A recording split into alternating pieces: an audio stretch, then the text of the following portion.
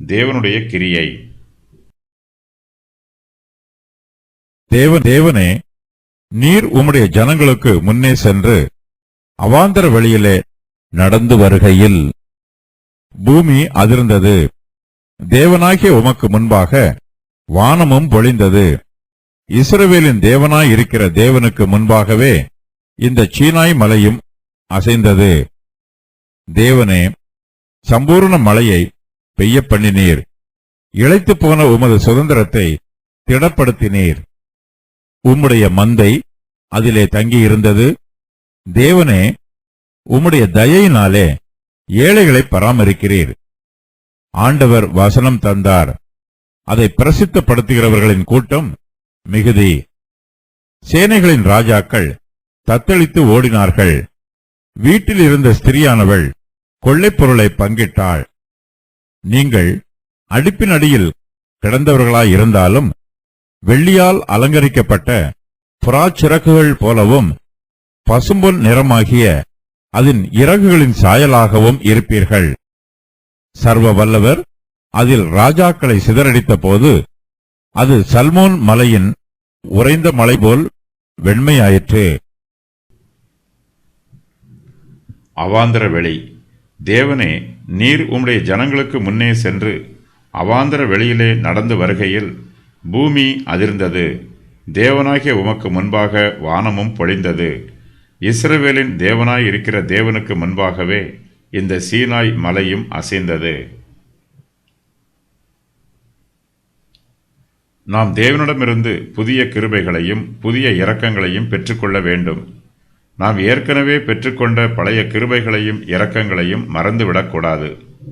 பழையதையும் நினைவில் வைத்திருக்க வேண்டும், புதியதையும் பெற்றுக்கொள்ள வேண்டும். நம்முடைய இருதயம் கர்த்தருக்குள் புதுப்பிக்கப்பட வேண்டும். கர்த்தருக்கு நன்றியுள்ள பிள்ளையாக ஜீவிக்க வேண்டும். நாம் எப்போதுமே கர்த்தருக்கு பிரியமானவர்களாகவும் பிரயோஜனமானவர்களாகவும் இருக்க வேண்டும்.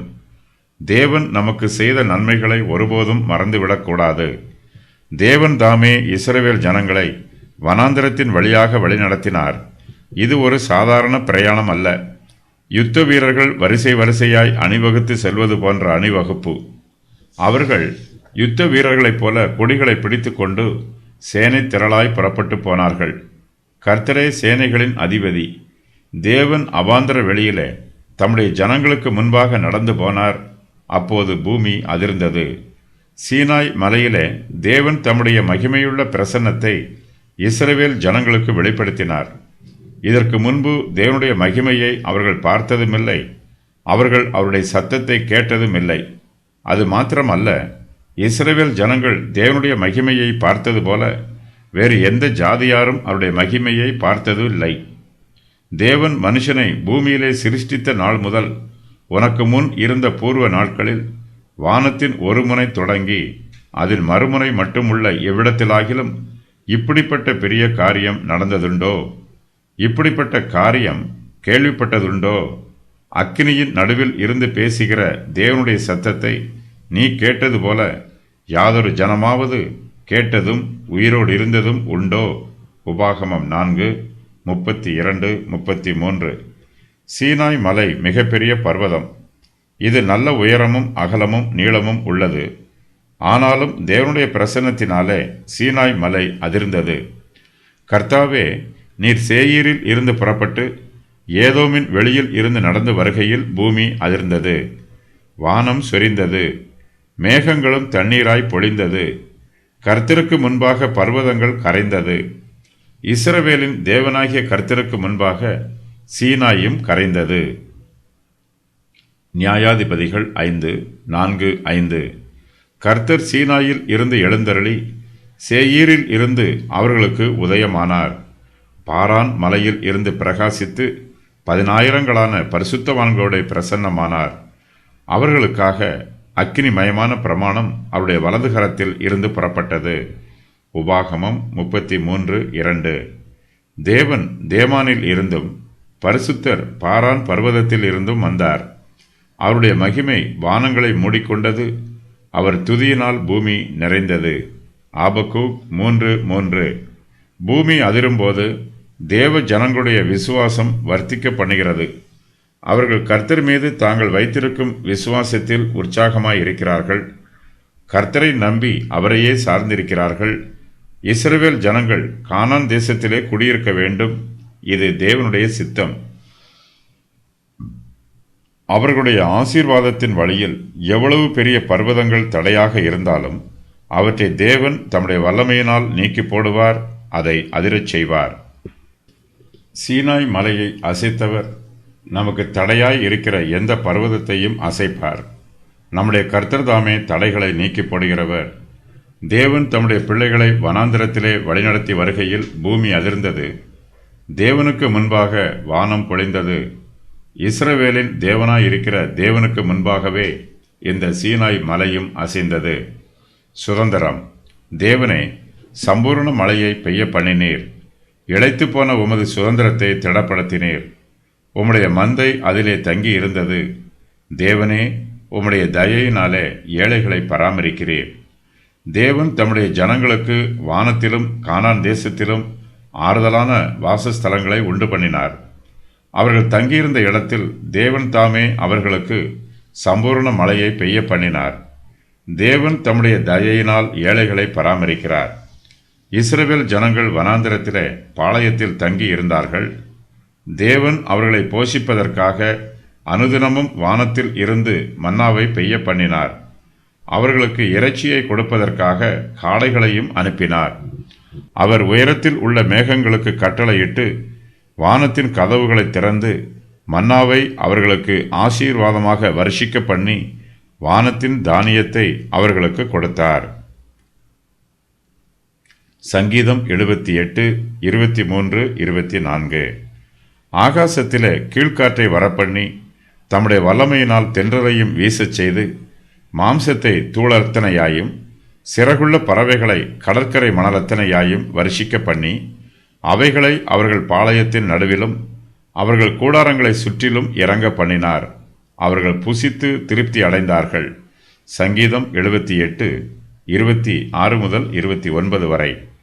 இஸ்ரவேல் ஜனங்கள் கானான் தேசத்தில் குடியிருந்தபோது தேவன் தாமே அவர்களுடைய தேவைகளை சந்தித்தார். கானான் தேசம் பாலும் தேனும் ஓடுகிற தேசம். அது வானத்தின் மழை தண்ணீரை குடிக்கும் தேசம். தேவன் இஸ்ரவேல் ஜனங்களுக்காக ஆவிக்குரிய ஆசீர்வாதங்களையும் கொடுக்கிறார். கிருபையின் சுவிசேஷமும் கிருபையின் ஆவியானவரும் இஸ்ரவேல் ஜனங்கள் மீது மழையைப் போல பெய்கிறார்கள். அவர்களுக்கு தேவனுடைய கிருபை தாராளமாய் கிடைக்கிறது. அவர்கள் தேவனுடைய சுதந்திரத்தில் இளைத்து போய் இருந்தார்கள். தேவனோ இளைத்து போன தம்முடைய சுதந்திரத்தை அவர்களுக்கு திடப்படுத்தினார். தேவனுடைய மந்தை அவருடைய சுதந்திரத்திலே தங்கி இருந்தது. தேவன் இஸ்ரவேல் ஜனங்களுக்கு தம்முடைய வாக்கு தத்தத்தையும் சுதந்திரத்தையும் உறுதி பண்ணினார். வானங்களே, உயர இருந்து சொரியுங்கள். ஆகாய மண்டலங்கள் நீதியை பொழிய கடவது. பூமி திறவுண்டு ரட்சிப்பின் கனியை தந்தது. நீதியும் கூட விளைவதாக. கர்த்தராகிய நான் இவைகளை உண்டாக்குகிறேன். ஏசாயா 45:8. ஆண்டவர் வசனம் தந்தார். ஆண்டவர் வசனம் தந்தார். அதை பிரசித்தப்படுத்துகிறவர்களின் கூட்டம் மிகுதி. சேனைகளின் ராஜாக்கள் தத்தளித்து ஓடினார்கள்.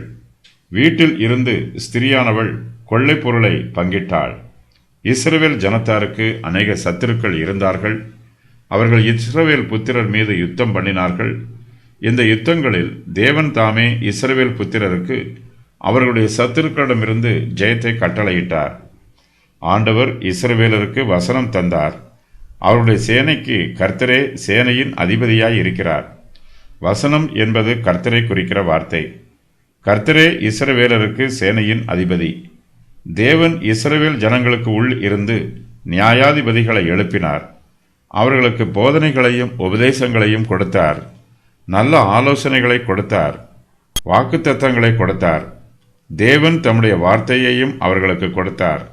சங்கீதக்காரர் இந்த சத்தியத்தை ஆண்டவர் வசனம் தந்தார் என்று சொல்லுகிறார். கர்த்தருடைய வார்த்தை அவர்களுக்குள் வந்தது. ஆண்டவருடைய வசனத்தை பிரசித்தப்படுத்துகிறவர்களின் கூட்டம் இஸ்ரவேல் ஜனத்தார் மத்தியில் அதிகமாக இருக்கிறது.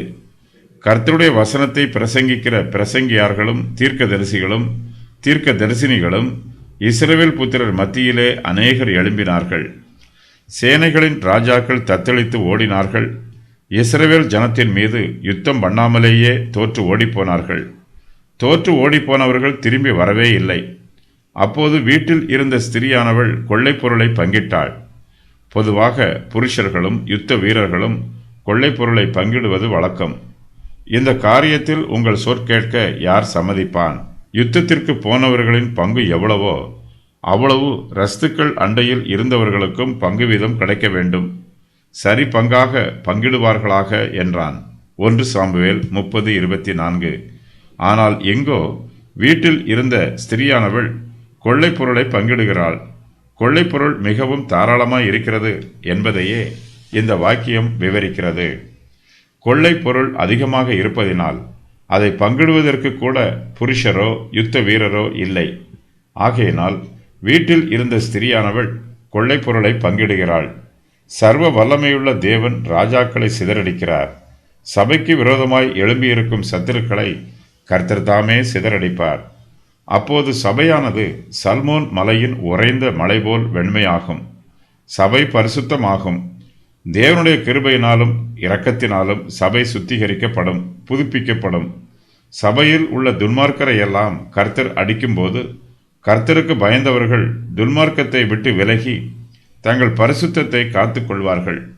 விசுவாசிகளுடைய ஜீவியத்தில் கர்த்தர் ஜெயம் கொடுக்கும்போது அவர்கள் தங்கள் பரிசுத்தத்தில் வளர்ச்சி பெற வேண்டும், பக்தியில் வளர்ச்சி பெற வேண்டும். நம்முடைய கர்த்தராகிய இயேசு கிறிஸ்து நமக்காக யுத்தம் பண்ணுகிறார். நம்முடைய ஆவிக்குரிய சத்துருக்களால் கர்த்தரோடு யுத்தம் பண்ண முடியாது. கிறிஸ்துவானவர் சத்துருக்களை சிதறடிக்கிறார். அவர்களும் சிதறி ஓடி போகிறார்கள்.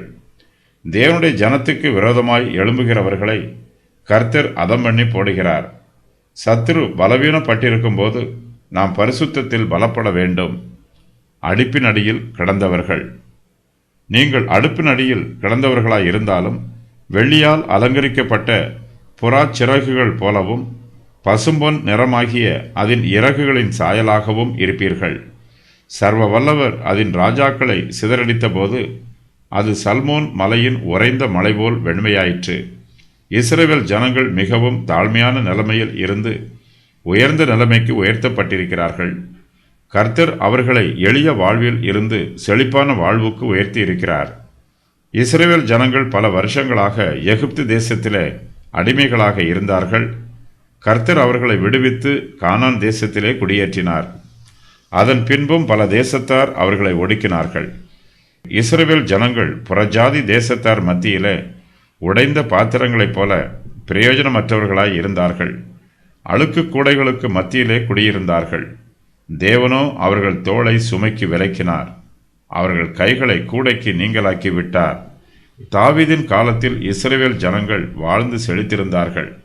அக்காலத்து உலக வரலாற்றில் தாவீதின் ராஜ்யமே செழிப்பான ராஜ்யமாய் பிரசித்தி பெற்று விளங்கிற்று. இஸ்ரவேல் ஜனங்கள் தாவீதின் ஆட்சி காலத்தில் வெள்ளியால் அலங்கரிக்கப்பட்ட புறா சிறகுகளைப் போல இருந்தார்கள். பசும்பொன் நிறமாகிய அதன் சிறகுகளின் சாயலாகவும் இருந்தார்கள். அவர்கள் ஒரு காலத்தில் அடுப்பின் அடியில் அலங்கோலமாய் இருந்தார்கள். மிகவும் எளிமையான வேலைகளை செய்தார்கள். அடுப்பின் கரியெல்லாம் அவர்கள் சரீரம் முழுவதும் இருந்தது. ஆனால் தேவனோ அவர்களை வெள்ளியால் அலங்கரிக்கப்பட்ட புறா சிறகுகளைப் போல அலங்கரித்தார். இயேசு கிறிஸ்துவின் ராஜ்யத்தில் விக்கிரகங்களை ஆராதித்து வந்த புறஜாதி ஜனங்கள் தங்கள் விக்கிரக ஆராதனையை விட்டுவிட்டு ஒன்றான மெய்த்தேவனாகிய இயேசு கிறிஸ்துவை மாத்திரம் ஆராதித்தார்கள். அவர்களுடைய பழைய பாவ ஜீவியம் நீக்கப்பட்டு பரிசுத்தமாய் ஜீவிப்பார்கள். விக்கிரகங்களையும் மரத்தையும் கல்லையும் ஆராதித்தவர்கள் இனிமேல் இயேசு கிறிஸ்துவை ஆவியோடும் உண்மையோடும் தொழுது கொள்வார்கள். கிறிஸ்துவுக்கு ஊழியம் செய்வார்கள். புறஜாதி மார்க்கத்தில் இருந்து ரட்சிக்கப்பட்டவர்களின் ஜீவியத்தில் ஆவியின் கனிகள் வெளிப்படும். கர்த்தருக்கு பயந்து பரிசுத்தமாய் ஜீவிப்பார்கள். அவர்களுடைய உள்ளான அலங்காரமும் அழகும் உலகத்தாருக்கு நன்றாய் தெரிய வரும். இயேசு கிறிஸ்து தம்முடைய ராஜ்யத்தை ஸ்தாபிக்கும் போது சத்துருக்களை சிதறடிப்பார். தேவன் சர்வ வல்லவர். அவர் ராஜாக்களை சிதறடிப்பார். தேவனுடைய ராஜ்யத்தில் இருந்து சத்துருக்களை சிதறடிக்கும் போது அவருடைய ராஜ்யத்தில் பரிசுத்தமும் நிரம்பி இருக்கும். பாவமும் அக்கிரமமும் விலகி போகும். அது சல்மோன் மலையின் உறைந்த மலை போல் வெண்மையாகும்.